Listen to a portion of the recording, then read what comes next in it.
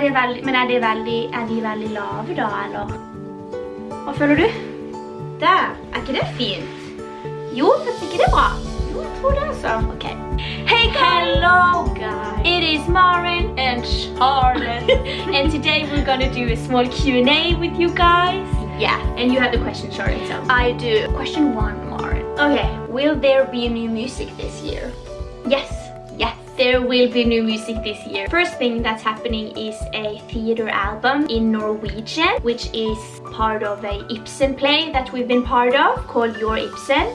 And it's basically 7 poems that Ibsen has written that we have put melodies to. So that's the first thing. And then who knows what comes in the autumn, so stay tuned. Why do you love songwriting? Okay, you can take that one. The main reason, at least for me, is that my head can be pretty chaotic.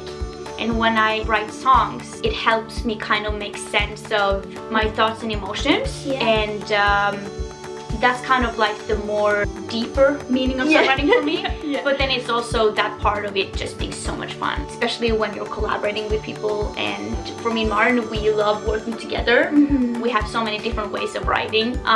But I think the main thing with just the love of songwriting is to express emotions and you kind of like get a bit disciplined on trying to like put it down on paper, which is and also I love journaling, so it kind of coexists. Yeah.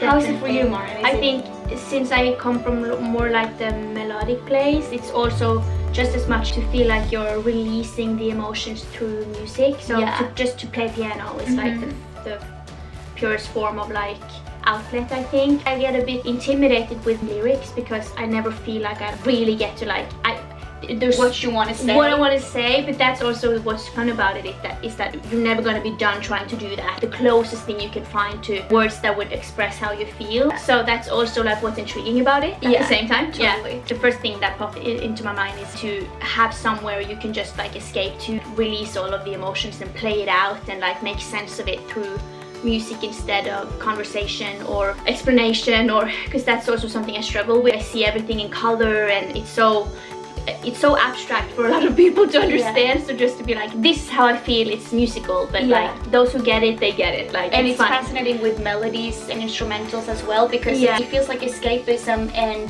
deepest meaning of truth at the same time. Yeah.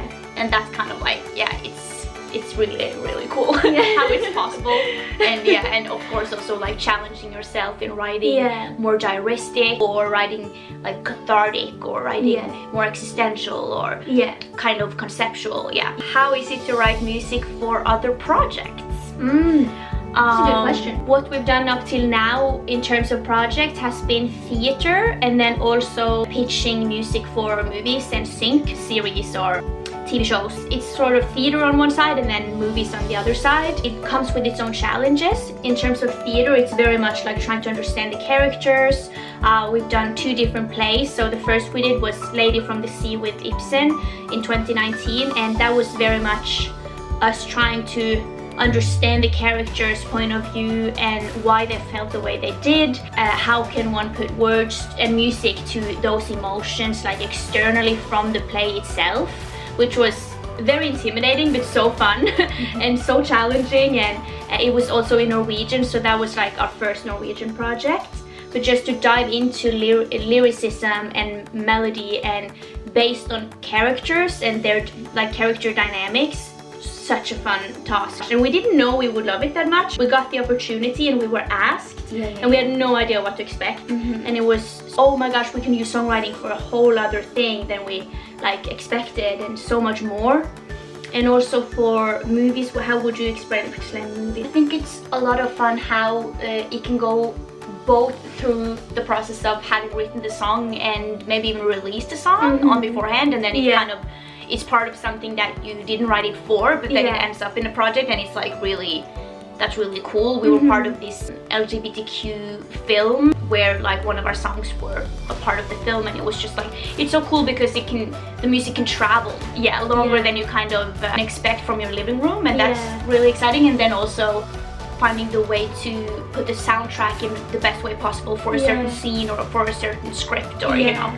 So yeah, it's just like a really fun challenge. Like inspiration from places or like in ways that you didn't, you hadn't come up with like without the project. The more kind of different areas we kind of explore, the more fun it is. How is it to work in a band when you are siblings? We've had these questions a lot. Especially if you're sisters, twins, because you're the same age and everything. For us, it's like it works because we're so close. And also with our third sister, I think it's like just mutual respect, and if like we disagree, we know it's because we want the best for the project. We have just this like understanding of everything is with good intention. We challenge each other and we can disagree, but we do often see the same contours of a project, like and an album, what we want to do and don't want to do. We're very in sync with that, and also that we're like know that none of us are going to ever quit. Which is great. And also like that great thing of just like it being, we just love making music and love it's so much fun for us. That's like the basis of everything. We just love exploring different things together, and we just have more fun together. Like it's just a lot more fun when you are two.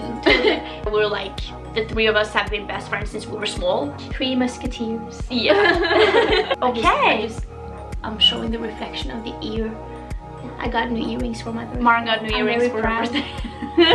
How does your writing process work? Is there like spur of the moment where an idea pops, or is it more periodical where you have decided to just hammer out a song? It's a good question. It's different for us. It's different. Usually a very clear melody for a chorus for me, and then it's usually a lyric for you, or both. Usually we have like it's a sentence or a phrase, but Maren her brain works more melodically and mine works more lyrically. So the main kind of driving force of the song for me is always kind of the lyrics and what I'm saying. And for Maren, it's what she's like feeling and like playing out in the music and the sonics and the melodic parts. So usually we have a lot of voice memos separately, and then we kind of have probably like constantly like probably 20 to 30 different song concepts going on at the same time. So we've never been the type of band who's like, we're writing a song, this is what we're doing. We've had projects where that's kind of the task, and then we write like 5 different ideas in a day, you know? So it's not like we can't do that, but we just naturally gravitate towards this more fleeting form of working. There's just constant ideas, and then suddenly I have an idea and Maren has had an idea, and then they kind of fit together. That's the best part. That's the best part. When you're like, oh my gosh, this chorus is meant to be with this verse or sometimes this. Sometimes it's freaky. It's like where they're just meant to work together. Like, so the cues were right there. We just didn't recognize it at the time. With the question, is there like spur of the moment where an idea pops? I think that's definitely for both of us. For both of us, but it usually happens separately. And then it's like the disciplined work of like actually making it into a song and, you know, producing it and all of that stuff. With the periodical thing, if we have like decided to hammer out a song or 2 or 10, I think it's definitely this like cycle of with artistry, when you tour, write and you record and then you tour again. That's like a so it's definitely sometimes periodical, but the songwriting kind of constantly happens for us. It's not, the button isn't turned off when we're touring. It's just constantly a part of how we live and how we kind of go with our days and our any like reflection note on any situation or experience can turn into music basically. So it's some weeks are like 15 ideas and some weeks are not any new ideas, but you kind of work with the ones you've already had. So it's just a constant thing, I would say. We don't have to schedule it for it to happen. One last question for you, Maren. This is like off the bat. I wonder, as a very sensitive musician, how you navigate being sensitive in a less sensitive business. That's a good question. This is probably not only me. Like a lot of artists are very sensitive, and that's usually why you become an artist. I definitely go into the category as well. I think maybe the hardest part is I'm inherently scared to hurt people. So when a business is that sort of hardcore, you can be ran over a lot. So you need to learn to be sort of resilient and grow a bit thick skin in certain situations. which when that is like the least natural thing you do, it's very hard to like switch that on and off. It's hard to switch it on in the first place. And I immediately have all of these fears of how will it be perceived? Am I phrasing it right? Can anything be misunderstood? That's also obviously a lot of overthinking, but also energy wise, I can feel if someone's energy is off. It's very hard when you're in a business there is so much energy and not all people want you well, where my art is suffering because of my personality traits. That is like my biggest fear. I think consciously about it. Yeah, and I want everyone to be on the same page, and you can't always decide that people are on the same page. Sometimes they won't be. I think that's the heaviest part. At least when there's like bad intentions involved, I need to like get out my alter ego and be like, no. But I think also I learn a lot from it, which is good, but I don't want to change my thin skin, my perception of being and living and feeling deeply, because that's what makes art. So you need to kind of like, in order not to like accommodate without even knowing, a conscious way of thinking when you are in situations like now, where you need to, this is a challenge. So do you feel like the sensitivity is also a gift? I mean, I really think so. I think in art it is. So I think like I have a lot of compassion for people that are very sensitive and that don't have an outlet. I'm not gonna go into that, like think too much about it, but I think if you don't have an outlet where it becomes very clear that it's also a gift and not only something that you can struggle with because the world is tough. The path where I feel like it makes me who I am, and that is a positive thing.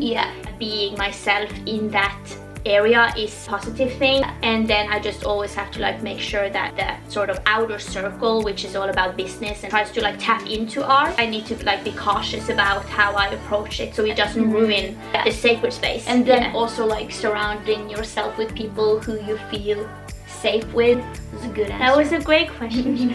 Thank you. That was our Q&A. We hope you have a beautiful week. And take care of yourself wherever you are. And we're sending all our light and love. Bye.